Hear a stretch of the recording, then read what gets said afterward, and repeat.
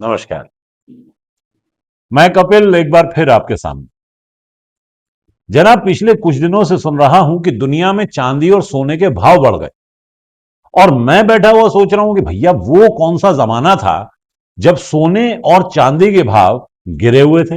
महंगाई कहां से कहां पहुंच गई। एक तरफ जीडीपी का गिरना, दूसरी तरफ इन्फ्लेशन का बढ़ना। मतलब हमारे जैसे लोगों के लिए तो यारों सोना और चांदी बस ख्वाब वाली चीजें रही हरदम। पिछले 15 सालों में महामानव पेट्रोल के दाम तो कम न कर पाए और आपको उम्मीद है कि सोना और चांदी के दाम कम कर देंगे। बताइए। उन्होंने देश में जिस प्रकार से पेट्रोल के दाम बढ़ा दिए, ये दिल्ली सरकार की शासन चलाने की नाकामयाबी का जीता जागता सबूत है। देश की जनता के अंदर भारी आक्रोश है और इसके कारण और भी चीजों पर बहुत बड़ा बोझ होने वाला है, सरकार पर भी बहुत बड़ा बोझ होने वाला है। मैं आशा करूंगा कि प्रधानमंत्री जी देश की स्थिति को गंभीरता से लें और पेट्रोल के दाम बढ़ाए हैं उसको वापस करें। एक दोस्त ने बताया कि चीन जो है वो चांदी के दामों को बढ़ाए हुए है। ये चीन ने तो यार नाक में दम कर दिया है। महामानव को कोई बताए कि यही सही वक्त है जब चीन को लाल आंखें करके डराना चाहिए, उससे दो टूक बात करनी चाहिए, ये लव लेटर नहीं लिखना चाहिए। चाइना के साथ उनकी इन जो हरकतों के खिलाफ आवाज उठानी चाहिए थी। लाल आंख कर करके चाइना को समझाना चाहिए था। डूब मरो मेरे देश की सरकार चलाने वालों, डूब मरो, आपको शर्म आनी चाहिए। ये क्या हुआ यार कि महामानव को कि जिस चीन को वो लाल लाल आंखें करके डराने वाले थे उन्हें लव लेटर लिख रहे हैं। हमारे तो एक दोस्त ने यह भी बताया कि कपिल भाई ये चीन वाले गजब हैं। गुजरात के व्यापारियों को ईएमआई पे माने किस्तों पे भारी मशीनें बेचते हैं और अगर ईएमआई डिफॉल्ट होता है, माने व्यापारी मान लीजिए कभी ईएमआई नहीं दे पाता, तो सैटेलाइट के जरिए रिमोट कंट्रोल से मशीनों को बंद कर देते। बताइए, इतना सब इस देश में चीन कर दे रहा है और महामानव अपनी आंखों को लाल नहीं कर पा रहे। मैं कहूं कि सुना फिल्मों में ना वो आंखों से आंसू निकालने के लिए जब हीरो या हीरोइन को रोना होता है तो ग्लिसरीन का इस्तेमाल होता है, उससे आंखें लाल भी हो जाती। तो जरूरत पड़े तो महामानव को ग्लिसरीन का ही इस्तेमाल कर लेना चाहिए यार, लेकिन आंखें लाल करके चीन से बात जरूर करनी चाहिए कि भैया और तू चाहे कुछ कर या मत कर, भाई चांदी का भाव तो कम कर दे। कभी कभी मेरे दिल में ख्याल आता है मित्रों कि अगर महामानव ने जो वादा किया था वो वो 15 लाख वाला वादा जो किया था, वो वाले 15 लाख रुपए आ गए होते तो उस वक्त चांदी खरीद लेता मैं। जो लुटेरों के पैसे विदेशी बैंकों में जमा है ना, भी हम रुपये ले आए ना, तो भी हिंदुस्तान के एक एक गरीब आदमी को मुफ्त में 15-20 लाख रुपए भी मिल जाए। भाई सपने देखना हर गरीब का स्वभाव होता है, मेरा भी है। तो मैं सपने देखता हूं कि महामानव देश का काला धन वापस ले आए और उसमें से मुझे ना 15-20 लाख ऐसे ही मिल गया है। मैं आपको बता दूं कि मैं उस वक्त 15-20 लाख रुपए की चांदी खरीदता और आज मेरी चांदी हो गई होती। लेकिन अफसोस, न महामानव काला धन ला पाए, न मैं चांदी खरीद पाया और न ही मेरी चांदी हुई। 15 लाख रुपए अकाउंट में क्यों नहीं आ रहे? देखिए, ये जुमला है। किसी के अकाउंट में 15 लाख रुपया कभी नहीं जाता, वो उनको भी मालूम है और आपको भी मालूम है, देश की जनता को भी मालूम। किसी को कैश कभी नहीं दिया जाता, वो सबको मालूम है। ये भाषण देने का एक तरीका है, एक जुमला है। फिर मैंने एक बार और यही सपना देखा था जब महामानव ने देश के काले धन पर सर्जिकल स्ट्राइक की थी। जब महामानव विदेशों से काला धन वापस नहीं ला पाए तो महामानव ने देश में ही काले धन को खोद निकालने की जुगत लगाई थी। एक दिन रात को 8 बजे टीवी पे आके कहा था कि देश में नोटबंदी हो गई। Take the grip of corruption and black money, we have decided that the 500 rupee and 1000 rupee currency notes presently in use will no longer be legal tender from midnight to night. ये जितने प्रगतिशील थे, जितने वामपंथी थे, जितने कांग्रेसी थे, जितने आपीय थे, जितने अर्थशास्त्री थे, सबने उस वक्त जो है महामानव को कोसा था। कहा था कि इस नोटबंदी से काला धन निकलेगा नहीं, बल्कि देश की अर्थव्यवस्था और गड्ढे में चली जाएगी। लेकिन मैं दोस्तों, मुझे लगा था कि यार विश्वगुरु है, अवतारी महामानव ने कुछ सोचकर ही तो काले धन पर सर्जिकल स्ट्राइक की होगी, काला धन जरूर आएगा। मेरा ऐसा यकीन था कि जैसे जैसे जैसे राखी को यकीन था ना कि उसके करण अर्जुन आएंगे। याद रखना दुर्जन, मेरे करण अर्जुन आएंगे। बस यही उम्मीद मुझे थी दोस्तों कि महामानव काला धन लाएंगे। अफसोस, यहां भी काला धन नहीं निकल पाया।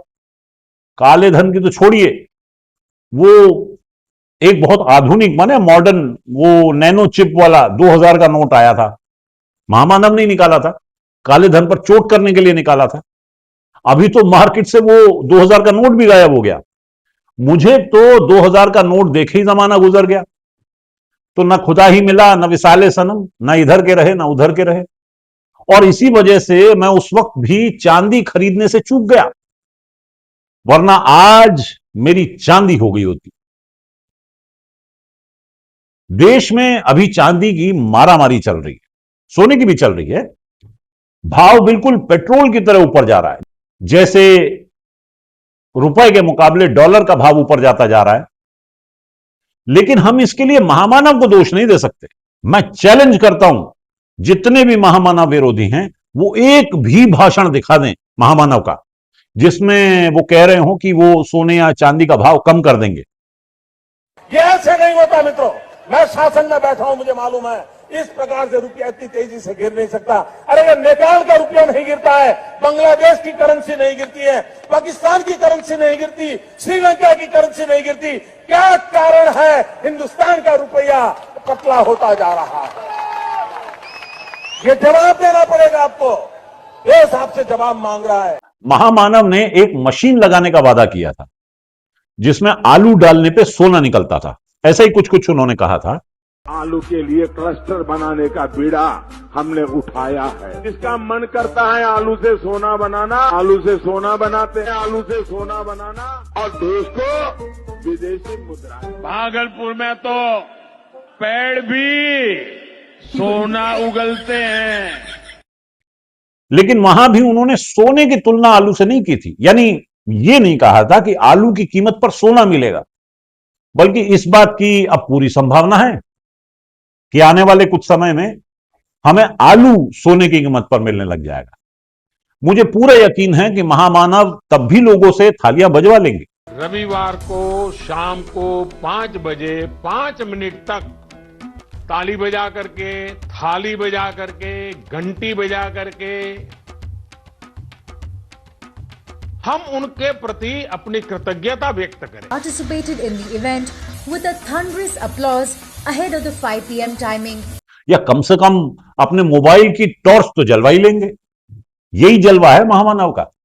और इस बात का तो मुझे पक्का यकीन है कि तब भी लोग, या मान लीजिए कुछ लोग तो ऐसे मिल ही जाएंगे जो कहेंगे कि मंदिर चाहिए, आगे बढ़ो, मंदिर चाहिए, आगे बढ़ो, मंदिर चाहिए, आगे बढ़ो, सड़क नहीं चाहिए, रोटी नहीं चाहिए, मंदिर चाहिए। इसमें जरा भी दिमाग लगाने की जरूरत है ही नहीं। भाई जिसे सड़क, शिक्षा, स्कूल नहीं चाहिए, जाहिर है वो आत्मज्ञान की चरम अवस्था प्राप्त कर चुका है और उसे अब आलू भी नहीं चाहिए होगा। मंदिर चाहिए। वैसे भी भक्तों, सोना चांदी ये सब मोह माया है। ये पूरी दुनिया मारी मारी फिर रही है। अमेरिका ने पहले वेनेजुएला पर हमला किया तेल के लिए, अब ग्रीनलैंड हड़पने की तैयारी में रेयर अर्थ मिनरल के लिए। कल तक पूरा यूरोप उसके साथ था, लेकिन जब अपने सर पे पड़ी तो नए सुर निकालने लगा। इजराइल ने गजा को हड़प लिया, वहां के बाशिंदों का कत्लेआम कर दिया, और अब सुना है गजा में महामानव के परम मित्र डोनाल्ड एक नए किस्म का रिट्रीट बनाने की तैयारी कर रहे हैं, छुट्टियों में जाएंगे वहां पे। ये जो सारी दुनिया में चल रहा है, ये सब इसी माया के लिए चल रहा है। लेकिन हम भारतीय, हम थोड़ा दूसरे किस्म के लोग हैं, हमें ये सब चाहिए ही नहीं। ये सब साधारण लोगों की बातें हैं, हम इन सब से ऊपर उठ चुके हैं। हमारा देश विश्व गुरु सोने चांदी से नहीं बनेगा, रुपया और डॉलर की समान कीमत से नहीं बनेगा, ना ही जीडीपी की ग्रोथ से बनेगा। हमें रेयर अर्थ मिनरल की लड़ाई से कुछ लेना देना है ही नहीं। हमें क्या मतलब कि एआई कितना एडवांस हो गया है। अरे हमारी तो लड़ाई का लेवल ही दूसरा है। हमारे यहां अभी ये लड़ाई चल रही है कि ये जो शंकराचार्य हैं वो असली वाले हैं कि नकली। सरकार कह रही है जब अवतार पुरुष नॉन बायोलॉजिकल ने शंकराचार्य को डिग्री नहीं दी, सर्टिफिकेट नहीं दिया, तो वो शंकराचार्य कैसे हो सकते हैं। खुद अजय सिंह बिष्ट उर्फ आदित्यनाथ का दावा है, कहना है कि जब तक गोरखपुर का महंत यानी बजाते खुद योगी आदित्यनाथ ये घोषणा न करें कि अभिमुक्तेश्वरानंद शंकराचार्य हैं, तब तक उनकी अपनी हिम्मत कैसे हो गई कि वो खुद को शंकराचार्य कहें। इसलिए उन्हें और उनके चेलों को पकड़ चोटी ऐसा घसीटा कि खुद शंकराचार्य बेचारे के घिग्गी बन गई।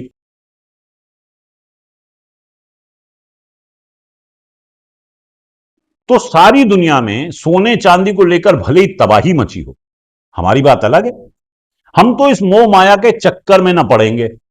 हम पहले ये झगड़े निपटा लें कि शुद्ध शंकराचार्य की पहचान क्या है, माने असली वाला शंकराचार्य कौन सा होगा। दरअसल अगर हम भारत की सनातन संस्कृति की बात करें, परंपरा की बात करें, तो यहाँ पर 4 शंकराचार्य होते हैं, जिसमें ज्योतिर्मठ उत्तराखंड है, शारदा मठ गुजरात है, गोवर्धन मठ उरी ओडिशा है और श्रृंगेरी मठ कर्नाटक शामिल है। तो कुल मिलाकर बात यहां तक पहुंची है दोस्तों कि सारी दुनिया में सोने और चांदी के भावों पर हल्ला मचा हुआ है और हमारे यहां हनुमान जी की पतंग उड़ाई जा रही है। ये वीडियो तो आप अब तक देख ही चुके होंगे। हनुमान जी को पतंग बनाकर उड़ा रहे हैं हमारे प्रिय प्रधानमंत्री मोदी जी, और हैरानी ये नहीं कि सारी दुनिया में ग्रीनलैंड और वेनेजुएला की बात हो रही है और हमारे यहाँ शंकराचार्य का झगड़ा निपटाया जा रहा है। मैं शंकराचार्य जी आपके पास पहले, अभी तो शंकराचार्य पर ही सवाल खड़े हो गए हैं, टाइटल पर ही सवाल खड़े हो गए कि आप शंकराचार्य है या नहीं है। अब मेला अथॉरिटी ने आपको इस टाइटल पर नोटिस भेज दिया है कि सुप्रीम कोर्ट ने जब 2022 में कहा था कि आपके पटाभिषेक पर रोक लगा दी थी, अगर आप पटाभिषेक नहीं हुआ तो आप शंकराचार्य कैसे हो सकते हैं। एक सवाल, आप इन सोने चांदी के भावों के झगड़े में मत पड़ो, क्योंकि किसी विद्वान ने कहा है कि चांदी जैसा रंग है तेरा, सोने जैसे बाल, एक तू ही धनवान है बाबू, बाकी सब कंगाल। तो तुम्हें कंगाल ही रहना है, सोने चांदी की बातें तुम मत करो। बाकी चचा जो थे हमारे यानी गालिब, सोने और चांदी के ऊपर शराब को तरजीह देते थे। हालांकि सोने चांदी से उन्हें परहेज नहीं था, लेकिन कहते थे हमको मालूम है जन्नत की हकीकत, लेकिन दिल को खुश रखने को गालिब यह ख्याल अच्छा है। पर यह शेर उन्होंने मरने से पहले लिखा। मरने के बाद उन्होंने सोने चांदी, महामानव और माया के ऊपर एक शानदार शेर लिखा जो मैं अब आपको सुना रहा हूं कि सोना चांदी क्या है गालिब, महामानव में मन को लगा।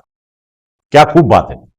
सोना चांदी क्या है गालिब, महामानव में मन को लगा, देशभक्त बन लालच मत कर, जय महामानव नारा लगा। जैसा कि मैंने कहा ही है, बढ़ती रहे सोने चांदी और डॉलर की कीमतें, सस्ती होती रहे इज्जत और जान गरीबों की। तू मन में मस्त रहे, महामानव के गुण गाता रहे, यही असली देशभक्ति है बाबू। नमस्कार।